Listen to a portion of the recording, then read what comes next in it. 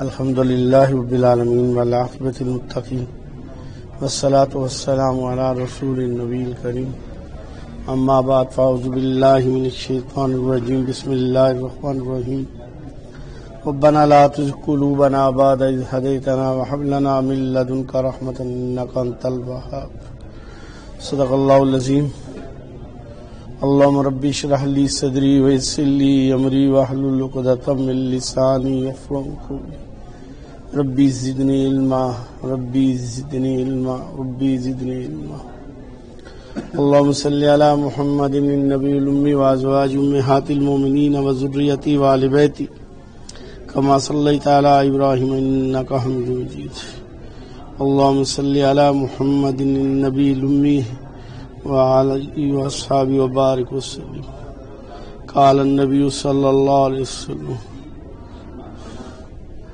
یا مقلب القلوب ثبت قلبی علی دینک کما قال النبی صلی اللہ علیہ وسلم۔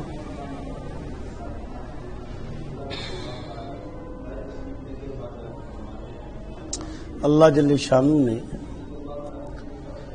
انسان کے مزاج کو ایسا بنایا ہے کہ یہ ماحول سے متاثر ہوتا ہے، یہ سیکھتا بھی ہے، سکھاتا بھی ہے، متاثر بھی ہوتا ہے۔ اسی وجہ سے یہ سیکھتا ہے کہ حالات سے متاثر ہوتا ہے تو سیکھتا ہے، اور اللہ نے اسے یہ صلاحیت دی ہے، یہ سکھاتا بھی ہے۔ تو جب یہ متاثر ہوتا ہے تو اچھی چیز سے بھی ہوتا ہے اور بری چیز سے بھی ہوتا ہے۔ جیسے اسے گرمی بھی لگتی ہے اور سردی بھی لگتی ہے، خواہشات بھی پیدا ہوتی ہیں، تمنائیں بھی آتی ہیں، محبت بھی ہوتی ہے، دشمنی بھی ہوتی ہے، نفرت بھی ہوتی ہے، صحت بھی ہوتی ہے، بیماری بھی ہوتی ہے۔ تو یہ اس کا خاصہ ہے کہ یہ بڑی جلدی متاثر ہوتا ہے، اور یہ بعض مزاج میں لوگ ایسے ہوتے ہیں جو پتھر کی طرح ہوتے ہیں۔ یہ مزاج کی بات کر رہا ہوں۔ وہ پتھر جو ہوتا ہے نا بڑی دیر میں گرم ہوتا ہے، اور ایک دفعہ گرم ہو جائے نا تو وہ دیر تک گرم رہتا ہے۔ اور بعض لوگ موم کی طرح ہوتے ہیں، یک لخت میں پگھل جاتے ہیں اور جم بھی جاتے ہیں۔ ایک دم موم ایک دم جم جاتا ہے، پگھلتا بھی ایسے ہی ہے، جمتا بھی ایسے ہی ہے۔ تو ایسے مزاج بھی لوگوں کے ہوتے ہیں۔ بعض بہت دیر سے متاثر ہوتے ہیں، متاثر ہی نہیں ہوتے، اور جب ہو جائیں تو چاہے غلط ہے یا ٹھیک ہے بس اس میں مر مٹتے ہیں، اور دنیا بھری ایسے لوگوں سے۔ اور اسی طرح بعض لوگ اتنی جلدی متاثر ہو جاتے ہیں، کوئی تحقیق بھی نہیں کرتے، وہ متاثر ہو جاتے ہیں اور پگھل جاتے ہیں۔ اور بعض کیا ہوتا ہے کہ اتنی جلدی بدل بھی جاتے ہیں۔ یہ بھی لوگوں کا مزاج ہے۔ تو یہ چیزیں جیسے آپ دیکھیں کہ گرمی کا موسم تھا، کچھ دن پہلے 2 دن بارش ہوئی، اس نے موسم کو بدل دیا۔ واسکٹ آ گئی، سویٹر آ گئی، چادر آ گئی، تلائی کمبل آ گئے، موسم نے بدل دیا۔ ایسے ہی حالات بھی انسان کے مزاج کو بدل دیتے ہیں۔ آدمی مسجد میں آتا ہے تو کچھ اور ہوتا ہے، بازار میں جاتا ہے تو کچھ اور ہوتا ہے۔ ہم نے اپنی آنکھوں سے دیکھا، یہاں سے جانے والے لوگوں کو بیت اللہ اور مسجد نبوی میں وہ اتنا بدل جاتے ہیں، اور وہاں اتنی قسمیں کھاتے ہیں، اتنی دعائیں کرتے ہیں، اتنی توبہ کرتے ہیں، واپس ماحول میں آتے ہیں تو پہلے سے زیادہ بگاڑ ہو جاتا ہے۔ ماحول انہیں کھا جاتا ہے، لے جاتا ہے، طوفان کی طرح اڑا کے لے جاتا ہے، پتہ نہیں چلتا، ان کے پاؤں زمین پہ نہیں لگتے۔ لیکن وہ وہاں جا کے تو ایسا لگتا تھا کہ یعنی کتنے میں نے ایسے حضرات دیکھے ہیں وہاں کہ ان کی، میں تو کمزور سا آدمی ہوں، وہ ساری رات ریاض الجنہ میں گزاری لوگوں نے، جتنے دن میں مدینہ رہے، اور وہ مغرب سے فجر تک کی بات لوگوں کی روٹین تھی، اور یہاں آ کے نماز بھی نہیں پڑھتے تھے۔ میں وہاں کی حال دیکھ کے یہاں واسطہ پڑا تو نماز بھی نہیں پڑھ رہے، اور وہاں ان کا یہ حال تھا۔ اور بعض لوگ میں نے دیکھے ہیں جو 2-3 عمرے ایک دن میں کرتے رہے۔ میں حیران ہو گیا، بڑا مشکل ہے، کوئی آسان نہیں ہے۔ مسجد عائشہ جانا ہوتا ہے، آنا ہوتا ہے، کوئی اتنا آسان نہیں ہے، اور یہاں آ کے نماز بھی کوئی نہیں۔ وہاں کا ماحول انہیں ایسا متاثر کیا کہ بدل گئے، یہاں واپس اپنے ماحول میں آئے گئے تو بدل گئے۔ یہ اللہ کو پسند نہیں ہے۔ اللہ رب العزت کو پسند ہے آمنت باللہ ثم استقم، کہ میں اللہ پر ایمان لایا اور اس پہ قائم ہو جا، کھڑا ہو جا، اپنا لے وہ۔ تو یہاں بھی اللہ سے دعا ہے ربنا لا تزغ قلوبنا بعد اذ ہدیتنا، اللہ میرے دلوں کو ہدایت کے بعد پھیر نہ دینا، یہ قرآن کہہ رہا ہے۔ تو اس کا مقصد یہ ہے کہ ہدایت کے بعد گمراہی کا خطرہ ہے، صحت کے بعد بیماری کا خطرہ ہے، عزت کے بعد ذلت کا خطرہ ہے، شان کے بعد ذلت کا خطرہ ہے، اونچائی کے بعد نیچے آنے کا خطرہ ہے۔ اللہ سکھا رہا ہے خیال کرنا، اگر تم نے اپنے آپ کو قائم نہ رکھا تو نیچے آ جاؤ گے، عزت ذلت میں بدل جائے گی، صحت بیماری میں بدل جائے گی، اور اطاعت نافرمانی میں آ جائے گی۔ اللہ سکھا رہا ہے کہ اللہ سے دعا مانگو، اے اللہ ہمارے دلوں کو نہ پھیرنا، یہ ماحول، یہ آلودگی، یہ پیسہ، یہ خواہشات، یہ شہوت، یہ کئی چیزیں آدمی کو ابھارتی ہیں اور آدمی کے نیچے سے زمین نکل جاتی ہے اور آدمی بہت دور چلا جاتا ہے۔ اور جب زمین پاؤں سے نکل جائے نا تو پھر فضا میں کوئی کھڑا نہیں رہ سکتا، یہ قانون ہے۔ میں نے دیکھا ہے سیلاب جب آتا ہے نا، تم خود میں نے دیکھا ہے، ایک دفعہ میرے ساتھ بھی ایسا ہوا، تو پانی آتا ہے نا تو ایسے نیچے سے نکلتا ہے، پھر آپ اپنے وجود کو کنٹرول نہیں کر سکتے، سوال ہی پیدا نہیں ہوتا، چاہے آدمی تیراک ہے چاہے کچھ ہے، پانی اسے توڑ دیتا ہے، لے جاتا ہے۔ زمین پاؤں سے نکل جائے نا تو پھر آدمی فضا میں آ جاتا ہے اور فضا میں پاؤں نہیں ٹکتے۔ کو وہ ہنس کی چال چلا تو اپنی چال بھی بھول گیا۔ یہ اللہ رب العزت خود سکھا رہے ہیں اپنے بندوں کو، بندو تمہارے اندر یہ مادہ ہے کہ تم متاثر ہوتے ہو حالات سے، شادیوں میں تم اللہ اور اللہ کے رسول سے باقاعدہ فائٹنگ کرتے ہو، جنگ کرتے ہو، مقابلہ کرتے ہو، چیلنج کرتے ہو اللہ اور اللہ کے رسول کو، مذاق اڑاتے ہو اللہ اور اللہ کے رسول کی، دھجیاں اڑاتے ہو سنت رسول کی، اور جب تم پہ برا وقت آ جاتا ہے تو تم پھر اس وقت چیخیں مارتے ہو۔ اللہ کا قانون ہے، ہم نے خود دیکھا ہے، اللہ جل شانہ معاف کرے، دونوں حالات لوگوں کو دیکھے ہیں۔ پتا ہوتا ہے یہ کام خلاف سنت ہے، یہ رسول اللہ کا دل دکھائے گی یہ کام، آدمی کھڑے ہو جاتے، پرواہ نہیں کرتے کہ کل رسول اللہ صلی اللہ علیہ وسلم اگر سفارش کے مجھ سے منہ پھیر لیا تو میرا کیا بنے گا، پرواہ کوئی نہیں ہوتی اس بات کی۔ ابھی لوگوں کو راضی کرنا ہے نا، لوگ کیا کہیں گے۔ میں نے خود دیکھا ہے، اچھے اچھے دینداروں کو دیکھا ہے، اور اگر ان سے ذرا سی بات کہہ دو تو ناراض ہو جاتے ہیں کہ جی ہم رشتہ داریاں چھوڑ دیں، ہم وقفکاریاں چھوڑ دیں۔ وہی نہ چھوڑو، کس نے کہا چھوڑو؟ ایک رسول اللہ صلی اللہ علیہ وسلم کا رشتہ ہے، ایک مخلوق کا رشتہ ہے، دیکھ لو کس کو اپنانا ہے۔ جس کو آج دنیا میں اپناؤ گے میدان محشر میں اسی کے ساتھ ہوگے۔ یہ نہیں ہو سکتا کہ آج سنت توڑی جائے اور کل رسول اللہ کے ساتھ ہوگا، ایسا نہیں ہوگا۔ آج جو سنت زندہ کرے گا کل رسول اللہ صلی اللہ علیہ وسلم کے ساتھ ہوگا۔ تو بھئی دوسری حدیث کیا ہے؟ یا مقلب القلوب ثبت قلبی علی دینک، اے دلوں کے پھیرنے والے میرے دل کو قائم رکھ دے۔ حدیث مبارکہ ہے کہ یہ جو دل ہے اللہ کی دو انگلیوں کے درمیان ایک مشاہبت ہے، کوئی اس پہ پھر دیتے ہیں، حالات بدل جاتے ہیں۔ تو بھئی اللہ سے یہ دعا یہ کرنی ہوتی ہے، بندہ خود کچھ نہیں کر سکتا، نہ وما ابرئ نفسی ان النفس لامارۃ بالسوء ربی، اللہ کوئی بندہ گناہ سے نہیں بچ سکتا جسے اللہ بچا لے۔ تو اس کا طریقہ کیا ہے؟ اس کا طریقہ ہے کہ اللہ سے رجوع کرے، اللہ کی مدد مانگے اللہ کی طرف، اور اگر غلطی ہو جائے تو کھڑا نہ ہو جائے، واپس لوٹ آئے۔ جہاں کوتاہی ہو جائے کھڑا نہ ہو، دلیلیں نہ دے، بلکہ واپس آنے کی کوشش کرے، اللہ اس کا رستہ کھول دیتے ہیں، اللہ اس کی مدد فرماتے ہیں۔ تو یہ دل حضرات صوفیہ اللہ جل شانہ ان کی قبروں کو منور کرے، ان کے درجات بلند فرمائے، ان سب کے ہاں یہ چیز مسلمہ ہے کہ آدمی کے عقائد کا تعلق، آدمی کے اعمال کا تعلق، آدمی کی محبت کا تعلق، آدمی کی نفرت کا تعلق، سارے کا سارا دل کے دار و مدار پہ ہے۔ دل اچھا ہو تو یہ سب کچھ بن جاتا ہے، اور دل بگڑ جائے تو سب کچھ بگڑتا ہے۔ حدیث ہے آپ صلی اللہ علیہ وسلم ہے، جسم میں خون کا لوتھڑا ہے، اگر وہ ٹھیک ہو تو سارا وجود ٹھیک ہوتا ہے، وہ خراب ہو تو سارا وجود ہے، وہی القلب وہ دل ہے۔ اور قرآن پاک دوسری جگہ کیا کہتا ہے؟ یوم لا ينفع مال ولا بنون الا من اتى الله بقلب سلیم، قیامت کے دن نہ مال کام آئے گا نہ اولاد، وہ پاک دل، صاف دل، تندرست دل اللہ قبول فرمائیں گے۔ تو حضرات صوفیہ کے ہاں یہ ہے کہ دل بناؤ اپنا، دل کو ایسا بنا لو کہ اگر یہ آندھیاں اور طوفان آئے نا تو دل ایک پہاڑ کی طرح ہو جس سے پانی ٹکرا کے واپس ٹوٹ جاتا ہے، اس کو توڑ نہیں سکتا، اور مٹی کی طرح نہ ہو جاؤ کہ پانی اپنا رستہ بنا کے گزر کے چلا جائے۔ ایمان اتنا قوی ہو دل میں، اتنی کیفیت ہو کہ حالات تمہیں مجبور نہ ہونے دے، اللہ اور اللہ کی رسول کی بغاوت پہ نہ آؤ، تمہارے دل میں اللہ کی عظمت، اللہ کی کبریائی، رسول اللہ کا عشق اتنے درجے میں ہو کہ تمہاری آنکھیں صرف ادھر اللہ کی طرف دیکھے، ادھر رسول صلی اللہ علیہ وسلم کے طریقے کی طرف دیکھے، تیسری طرف دیکھے ہی نہیں، پرواہ ہی نہ ہو، کاٹ دیں گے، مار دیں گے، چھوٹ جائیں گے، جانے دو، لیکن کل یہ لوگ رسول اللہ کے ساتھ ہوں گے۔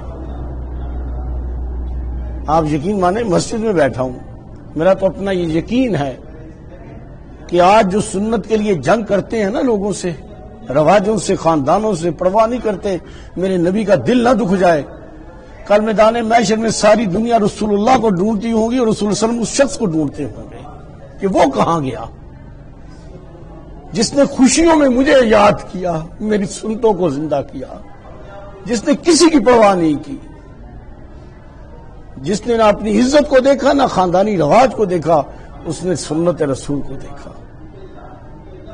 ایک صحابی رضی اللہ تعالیٰ کے بارے میں آتا ہے کہ فتح مکہ کے موقع پہ صحابی تھے، ان کے پیچھے صحابی کمانڈر تھے اور مہاجر تھے، مکہ سے گئے تھے، اور مکہ میں اب فاتحانہ انداز میں داخل ہو رہے ہیں، وہ مکہ جہاں مار کے نکالا جاتا گیا، جہاں مارا جاتا تھا، پیٹا جاتا تھا، تکلیفیں دی جاتی تھی، اب مسلمان شاہانہ انداز میں، فاتحانہ انداز میں داخل ہو رہے ہیں مکہ میں، لیکن آج بھی انکساری کے ساتھ۔ تو ایک صحابی تھے، وہ ایک آپ صلی اللہ علیہ وسلم نے چھوٹے چھوٹے گروپ بنا دیے تھے، تو ایک گروپ کا وہ امیر تھے، تو ایک جگہ ایسے مکہ میں جاتے جاتے ایک جگہ گئے تو انہوں نے ایک دم پہلے آنکھیں بند کی، سب سے پہلے آنکھیں بند کرنا آسان ہے، پھر اپنا رخ پھیر لیا، ایسے جانے کی وجہ ایسے ہو گئے، پہلے آنکھیں بند کی، رخ پھیر لیا، تو باقی صحابہ نے کہا جی آپ کو کیا ہو گیا امیر صاحب، آپ نے آنکھیں بند کر لی اور رخ پھیر لیا ہے۔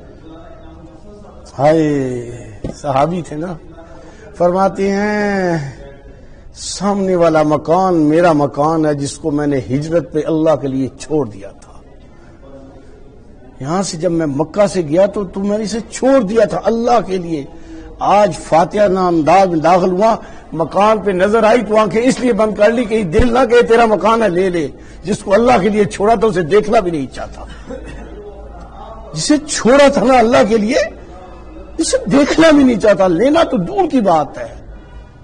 اور صحابہ مکہ میں آ کے قصر نماز پڑھتے رہے اور واپس چلے گئے، کسی نے کہا میری اتنی، کسی نے ایک نے نہیں کہا، کوئی ایک پہ انگلی نہیں رکھ سکتا، میری یہاں بھی جائیداد تھی، میری یہاں زمین تھی، یہ میرا خزانہ تھا، انہوں نے کہا سب جو چھوڑ دیا تھا رسول اللہ کی ہجرت کے لیے، اللہ کے لیے، اب وہ ہمارا ہے ہی نہیں ہے۔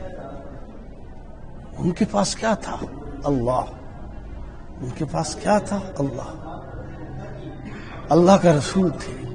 تو یہ دلوں پہ محنت، یہ جو اللہ اللہ کی جاتی ہے، اللہ اللہ کرائی جاتی ہے، یہ دلوں پہ محنت اس لیے کی جاتی ہے کہ دل متاثر ہوتے ہیں۔ جیسے اب مثال دیتا ہوں، آندھی آتی ہے، طوفان آتا ہے، تو آپ دیکھیں آپ کے کھڑکیاں بھی بند ہے، روشن دان بند ہے، لیکن آپ کے ہاں گرد پڑ جاتی ہے، بستروں پہ، چادروں پہ، قالینوں پہ گرد آ جاتی ہے، فضا میں گرد ہوتی ہے نا، آپ باہر نکل جائیں تو آپ کے کپڑے گندے ہو جاتے ہیں، آپ نے کیا کیا؟ کچھ نہیں کیا، ماحول کی آلودگی حتیٰ کے بعد اب ایسا ہوتا ہے کہ جسم میں لگتی ہے، آدمی کو نہانا پڑ جاتا ہے۔ ایسے ہمارے ارد گرد فحاشی، بے حیائی، عریانی، اللہ کے حکم ٹوٹ رہے ہیں، رسول اللہ صلی اللہ علیہ وسلم کی سنتیں ٹوٹ رہی ہیں، بے نظری، بد نظری، بے حیائی، حرام، کیا کیا ہے۔ اس میں جب ہم گزرتے ہیں، نماز، گھر سے نماز پڑھنے بھی آتے ہیں، تو لا محالہ یہ ساری چیزیں ہمیں، ہمارے دل کو، ہمارے حالات کو متاثر کرتی ہیں، ہماری روح کو متاثر کرتی ہیں۔ اگر اس دل کی صفائی نہ کی جائے تو یہ گندے ہوتے ہوتے گندا ہی ہو جاتا ہے، یہ پرایا بن جاتا ہے، اپنا نہیں رہتا، یہ اللہ کا گھر نہیں بنتا، یہ بت خانہ بن جاتا ہے، صنم خانہ بن جاتا ہے، فحاشی بے حیائی کا گھر بن جاتا ہے۔ تو پھر اللہ اللہ کی جب ضربیں لگتی ہیں، اس کی صفائی ہوتی ہے، تو دل سے ساری آلودگیاں نکل جاتی ہیں، دل پاک ہو جاتا ہے، دل صاف ہو جاتا ہے۔ دل جب پاک اور صاف ہوتا ہے تو اللہ کی نور کی تجلیاں نصیب ہوتی ہیں۔ دیکھیں بھی شب برات آ رہی ہے 15 شعبان کو، تو حدیث میں کتنی فضیلت ہے اس رات کی، لیکن اس کے ساتھ حدیث میں یہ بھی ہے کہ یہ شخص اس کی عبادت قبول نہیں ہے، نہ اس کی دعا قبول ہے۔ وہ بھی اللہ کی رحمت اتنی برس رہی ہے، اور یہ جن کے بارے میں کہا گیا یہ مسلمان لوگ ہیں کہ یہ جو اس چیز میں مبتلا ہیں ان کی دعا نہیں قبول ہوگی، ان کی کوئی عبادت قبول نہیں، اللہ ان کی مغفرت نہیں کرے گا، اور مغفرت کے فیصلے عام ہو جاتے ہیں، ان کے نہیں ہوں گے۔ تو میرے بھائی یہ دلوں کی صفائی بڑی ضروری ہے، بڑی ضروری ہے۔ یہ 2 ٹائم کا ذکر جو ہے اس کی اپنی ایک حکمت ہے، وہ یہ ہے کہ جب آدمی دن میں ایسا گزارا کر لیتا ہے نا تو جیسے سارا دن آدمی پھر کے آتا ہے گھر میں تو کپڑے بھی گندے ہیں، جسم بھی گندا، آدمی نہاتا ہے کپڑے بدلتا ہے، ایسے ہی جب آدمی سارا دن گزار کے گھر میں آتا ہے تو سارے دن کی آلودگی، ماحول کی آلودگی، بد نظری کا اثر دل پہ جاتا ہے، کان سے جو سنا جاتا ہے اس کا اثر دل پہ جاتا ہے، جو خیالات آتے ہیں اس کا اثر، جو جذبات بنتے ہیں اس کا اثر ہوتا ہے۔ پھر جب ضربیں لگائی جاتی ہیں، دل کو پاک کیا جاتا ہے، ذکر کیا جاتا ہے، دل دھل جاتا ہے، پاک ہو جاتا ہے۔ اب اس پاک کے ساتھ یہ رات گزارتا ہے، اب اس کا دل پاک ہے، اب جب صبح کا ذکر کرتا ہے تو وہ نور علی نور بن جاتا ہے۔